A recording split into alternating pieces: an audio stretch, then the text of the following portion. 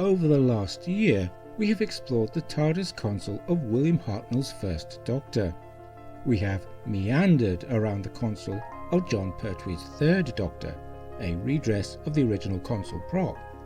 We have chronicled the changing faces of Tom Baker's console, and we have pottered about the console used by Peter Davison, Colin Baker and Sylvester McCoy. We have even turned our attention towards the steampunk genius of the Eighth Doctor's console. Now we arrive before an artifact of New Who, the Tardis Console of Peter Capaldi's 12th Doctor.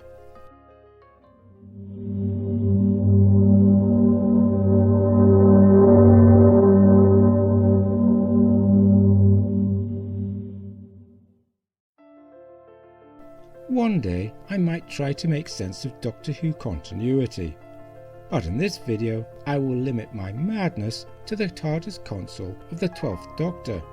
First, I will give context to the console, then we will consider the shift in design dynamism, after which we will take a brief tour of the prop.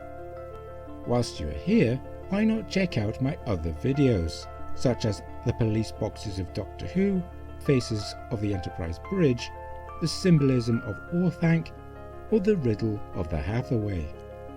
And if you like this video, why not press the like button, share the video, and subscribe to this channel. On the other hand, if you don't like this video, then press the dislike button, share the video, and subscribe to the channel anyway.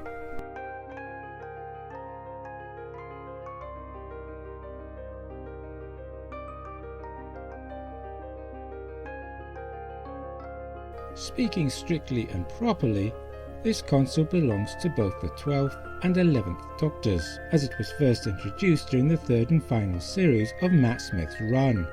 But as its Capaldi use was over a longer time period than under Smith, I have given it to Capaldi, but I include a fez on screen to signify the 11th Doctor. After all, a fez, like a bow tie, is cool, apparently. The console first appeared in the 2012 Christmas special, The Snowmen. Designed by Michael Pickwoad, the idea was to return the TARDIS to a machine-like look rather than something grown. There were a few minor alterations made for the 12th Doctor's debut episode, Deep Breath, such as these small lights running around the central column and the colour of the column itself.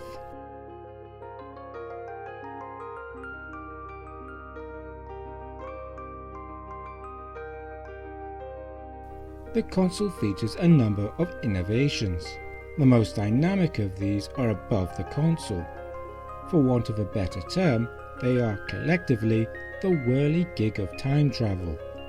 This device inherits the dynamism originally seen in the up and down movement of the central column.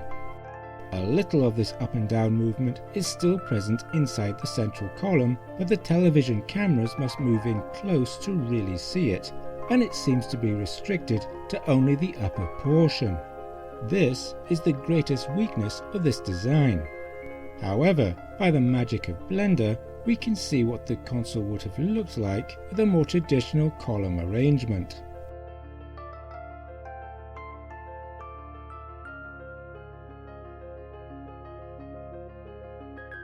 Another innovation in this console is the prominence of Gallifreyan hieroglyphics. As far as I'm aware, no TARDIS interior before this featured such hieroglyphics, certainly not in such abundance. As to their meaning in-universe, we can be reasonably certain the Doctor would never tell us. The console is made up of many intriguing buttons, levers and switches. Toggle switches, parts of a Marconi machine and possibly a 1920s radio, a galvanometer, toggle clamps, even, possibly, pastry cutters. The greatness that is TARDISbuilders.com has a thread identifying many of these parts, and you know any thread started by someone calling themselves Time Womble must be worth a visit. The most interesting features include the twin dematerialization levers on this panel here. Around here are the telepathic circuits, looking rather psychedelic. Further round we find a telephone. and fitted to the next panel, there is a strange circular device inside of which we can see cog wheels. Is this the Time Lord equivalent of a pinball machine? I am sure that since he was a young boy, the Doctor played the silver ball. From Skaro down to Trenzalore, he must have played them all. It is a good console, full of switches and levers for the actor to look busy with, and it is a pity its existence did not outlast Capaldi's Doctor. But, as it was used by two of my personal favourite Doctors, I will always look upon it favourably.